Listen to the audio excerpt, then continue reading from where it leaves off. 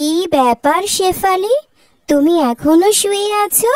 এদিকে সকাল গড়িয়ে দুপুর হতে চলেছে।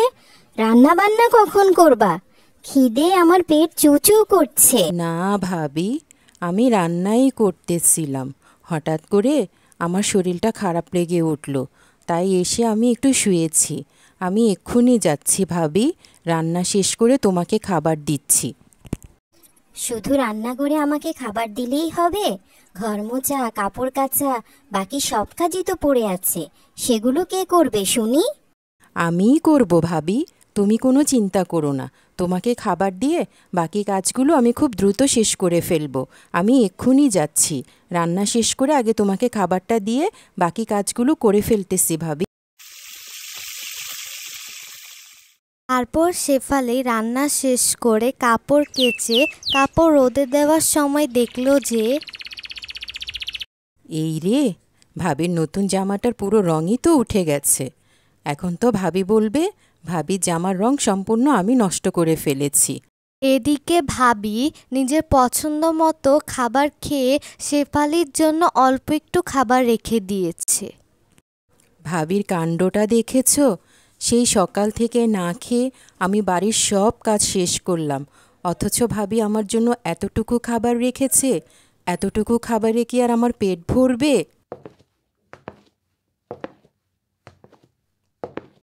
কি ব্যাপার, তুমি খাবার সামনে নিয়ে এখনো বসে আছো? ভাবি বলছিলাম কি, আমি তো সকাল থেকে না খেয়ে যাচ্ছি। এতটুকু খাবারে কি আমার পেট ভরবে? আমাকে আরেকটু খাবার দাও না ভাবি, অনেক ক্ষুধা পেয়েছে। তুমি এই খাবারকে এতটুকু খাবার বলছো? এই খাবারগুলো আনতে কত টাকা খরচ লাগে তুমি জানো? ভাইয়ের হোটেলে বসে বসে খাচ্ছ, রোজগার তো আর করো না, জানবা কিভাবে? থাক ভাবি, হয়েছে। আমার আর বেশি খাবার লাগবে না, আমি এতটুকুই খেয়ে নিচ্ছি। এটুকু খেলেই আমার পেট ভরে যাবে। আদিক্ষেতা দেখলে গা জ্বলে যায়। তাড়াতাড়ি খেয়ে বাকি কাজ শেষ করো। প্রতিদিন এতগুলো করে কাপড় ধুতে হয়, কিভাবে যে এত কাপড় ভাবি ময়লা করে বুঝি না বাবা। এই চাদরটা মনে হয় কালকেও ধুয়েছি, আজকে আবার দিয়েছে ধোয়ার জন্য। শুনি, খাচ্ছো আমার, পড়ছো আমার, শত্রুতাও করছো আমার সাথে। আমার জামার রং কালকে নষ্ট করেছো কিভাবে? বিশ্বাস করো ভাবি, আমি কিছুই করিনি। ধোয়ার সময় তোমার জামা থেকে এমনিতেই রং উঠে এই অবস্থা হয়ে গিয়েছে।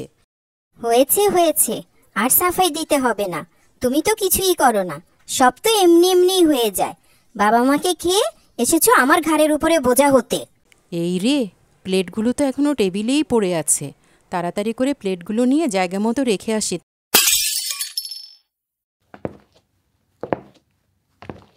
হায় হায়, আমার একই সর্বনাশ করলে। আমার মায়ের দেওয়া এত সুন্দর প্লেটগুলো সব তুমি ভেঙে ফেললে। তুমি এক্ষুনি আমার বাড়ি থেকে বের হয়ে যাও। আমি আর এক মুহূর্ত তোমাকে আমার বাড়িতে আমি রাখবো না। বের হও আমার বাড়ি থেকে তুমি। ভাবি তুমি বিশ্বাস করো, আমি ইচ্ছে করে ভাঙিনি। আমার হাত লেগে হঠাৎ করে পড়ে গিয়েছে।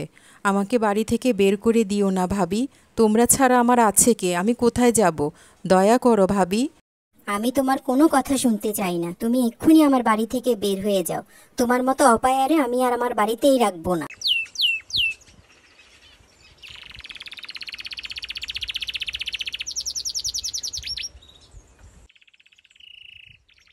কি গো মেয়ে, তোমার বুঝি অনেক কষ্ট?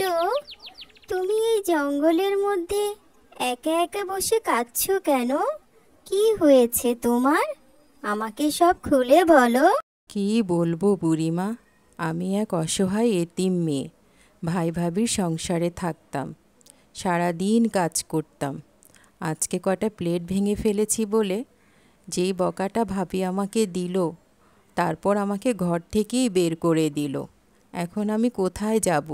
কার কাছে যাব? আমার তো যাওয়ার মতো কোনো জায়গা নেই গো বুড়িমা। ও, এই ব্যাপার। ওই যে একটা বাড়ি দেখতে পাচ্ছিস, আজকে থেকে ওই বাড়িটা তোর।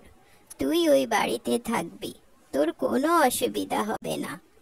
বুড়িমা, তুমি কে গো? তুমি আমার এত বড় উপকার করলে। তোমার মধ্যে আমি আমার মায়ের গন্ধ পাচ্ছি। তোমাকে অনেক ধন্যবাদ বুড়িমা, তুমি আমাকে থাকার জন্য এত বড় বাড়ি দিয়ে দিলে। তোমার এই উপকার আমি কোনো দিন ভুলবো না। তারপর শেফালি সেই বাড়িতে সুখে শান্তিতে থাকতে লাগলো। কেন যে সেদিন রাগের মাথায় শেফালিকে বাড়ি থেকে বের করে দিলাম। এখন কাজ করতে করতে আমার জীবন যাচ্ছে। এমন অপদার্থ স্বামী, এতদিন হয়ে গেল একটা কাজের মেয়ে পর্যন্ত জোগাড় করে আনতে পারলো না। বউ, ও বউ, একা একা কার সাথে বিড়বিড় করছো? কার সাথে আবার বিড়বিড় করব? নিজের সাথে নিজে করছি। এতদিন হয়ে গেল তুমি একটা কাজের মেয়ে জোগাড় করে আনতে পারলে না আমার জন্য। আর দুই একটা দিন ধৈর্য ধরো বউ।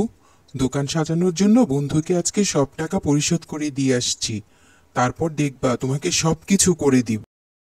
বউ, ও বউ, আমাদের তো সর্বনাশ হয়ে গিয়েছে।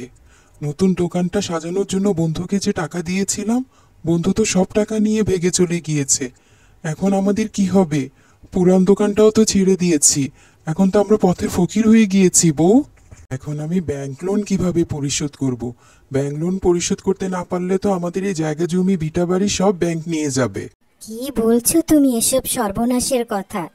না জেনে না শুনে তুমি তোমার বন্ধুকে এতগুলো টাকা দিয়ে দিলা। এখন আমরা কোথায় যাব? সবকিছু হারিয়ে আমরা তো পথের ফকির হয়ে গেলাম। কিছুদিন পর তারা ভিটা বাড়ি বিক্রি করে ব্যাংক লোন পরিশোধ করে নিঃস্ব হয়ে পথে পথে ঘুরে বেড়াচ্ছে আশ্রয়ের জন্য। পথে পথে ঘুরতে ঘুরতে তারা একটি বাড়ির সামনে এসে থমকে দাঁড়ালো। আরে শেফালি, বোন আমার, তুমি এখানে? সেদিন রাগের মাথায় না হলে তোমাকে দুটো কথাই বলে ফেলেছিলাম। সেজন্য তুমি তোমার আপনজন ছেড়ে চলে আসবে এইভাবে? তোমাকে তোমার ভাইয়া কত খুঁজেছে, কোথাও তোমাকে আমরা খুঁজে পাই নাই। তা যাক, এই বাড়িটা কার? তুমি বুঝি এই বাড়িতে কাজ করো? আমি তোর একটা অপদার্থ ভাই রে বোন। তুই আমাকে ক্ষমা করে দে। আমি তোর জন্য কিছুই করতে পারিনি। শেষ পর্যন্ত আমার বোনকে অন্যের বাসায় কাজ করতে হচ্ছে। ভাইয়া ভাবি, তোমরা ভুল বুঝছো। এটা অন্যের বাড়ি না। এ বাড়িতে আমি কাজ করি না, এটা আমার নিজের বাড়ি। আমি যখন অসহায়ের মতো জঙ্গলে বসে কাঁদছিলাম, তখন হঠাৎ করে মায়ের মতো দেখতে এক বুড়িমা কোথা থেকে যেন উদয় হলো। তিনিই আমাকে এই বাড়িটা দিয়েছে। আমি এই বাড়িতে থাকি, আর আমার নিজের একটা ব্যবসা প্রতিষ্ঠান আছে, যেটা আমি পরিচালনা করি। সেটা দিয়েই আমি চলি ভাইয়া। তুমি এত ভালো মনের মেয়ে শেফালি। তোমার সাথে আমি কত খারাপ ব্যবহার করেছি, তারপরও তুমি আমাদেরকে তোমার বাড়িতে থাকতে দিয়েছো। এত বড় ব্যবসার দায়িত্ব তোমার ভাইয়াকে দিয়ে দিয়েছো। তোমার মতো মেয়েই হয় না। তুমি আমাকে মাফ করে দাও। আজকে থেকে তুমি আমার ছোট বোন। এখন থেকে আমরা বোনের মতোই চলাফেরা করব। আজকে থেকে সুখে দুঃখে বিপদে আপদে আমরা সবাই মিলেমিশে একসাথেই থাকবো।